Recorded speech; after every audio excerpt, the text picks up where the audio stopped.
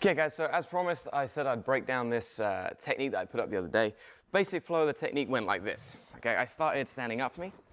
So we're here, I pulled like a variation on a collar and sleeve, and as I did this, my training partner dropped to their knees. Okay, and they went down nice and low. From there, I just shot up to the triangle, and immediately my partner Sam tried to throw his legs over my body, so he sat back down and tried to throw these legs. I blocked all of that, and I gradually worked my way up, building up and adjusting into the triangle, okay? And that's really what I want to talk about today.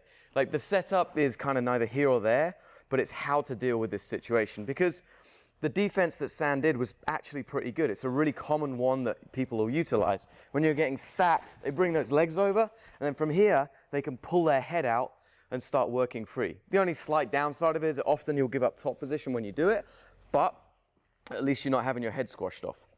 So the first thing to understand is when I entered this position, I didn't have good postural control over him at all. Sam's got a really strong neck, very, very solid. Yeah, he's like this, sat back on his heels. So my first goal is to try and break his posture down.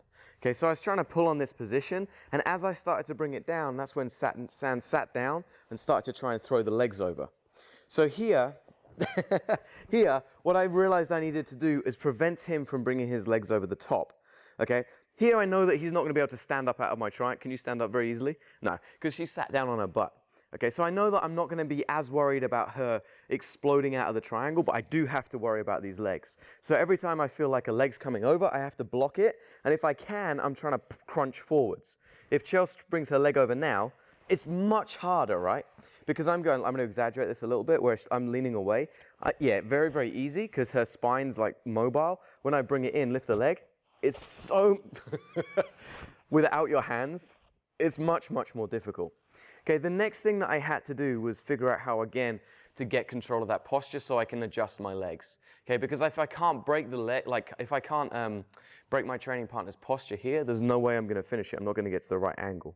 Okay, so I was trying to like pull on his head, but Sam was just doing it's actually quite far. I could maybe get like my fingertips up to it, and that's not going to work. I was trying to grab my shin, none of that was working, but I have the lapels available.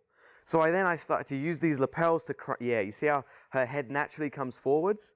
Once I got those heads forwards, then I can start building up to the back of her head, and I always, when I'm in a triangle, catch my shin.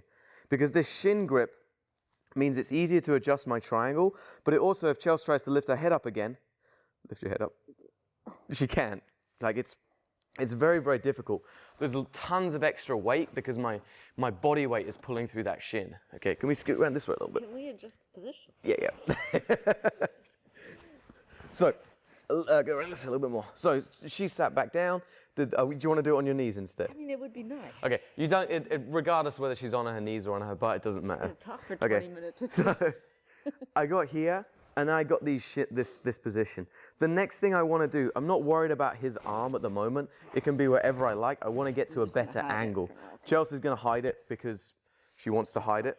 It's comfortable. So I'm going to go shin, and then I'm going to start adjusting around this corner. And I try to bring my leg directly across the back of her neck. Okay, that gives me a really, really, even with Chelsea's massive shoulders, because she's been doing all the shoulder pressing, it gives me a really small part of her body to work with. If I leave it kind of across the back, I've got all of this meat of the shoulder, like the shoulder blade. I'm fat now.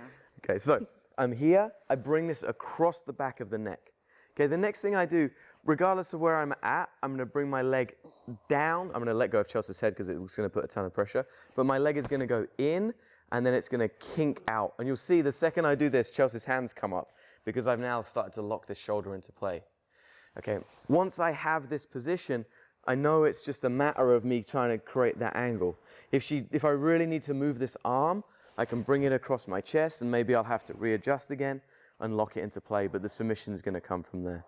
Okay, the really important thing to understand is when I'm triangling someone, what I'm doing is I'm using the hamstring on one side of the neck, and I'm using her shoulder or her lapel or my arm on the other side of it. That's what causes the pressure. It's not about like the configuration of my legs. Obviously there's like optimal ways to do it, but that's what I'm trying to achieve. So come this way for me, please. If I go here and I manage to get to the right angle, I can triangle Chelsea without even having my legs crossed. Okay, so if you're really quite short and you don't have super long legs, as long as I can scoop this triangle a little bit, cross my legs, and then start to apply like a scissoring pressure, you'll be able to get a lot more effective triangle.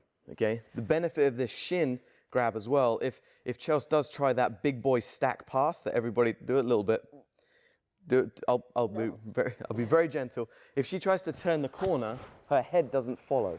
If I'm here, watch where Chelsea's head goes. It goes out the back through that gap. By holding onto my shin, there's now a barrier. So when she turns, she actually bites it tighter into this this triangling leg. Okay, so the full sequence kind of went, I'm here, I jumped, he sat down, and then he brought these legs up. I had to break the posture so I could pull my legs in. I grabbed, I think I might have grabbed the shin at the arm at the same time, dragged it across, locked it in, and then all I need to do is squeeze to finish and apply the pressure. Okay. So works great. Remember, have to avoid them stepping over your body, otherwise they're just going to pull themselves out. But that's the process that I went through to finish that triangle.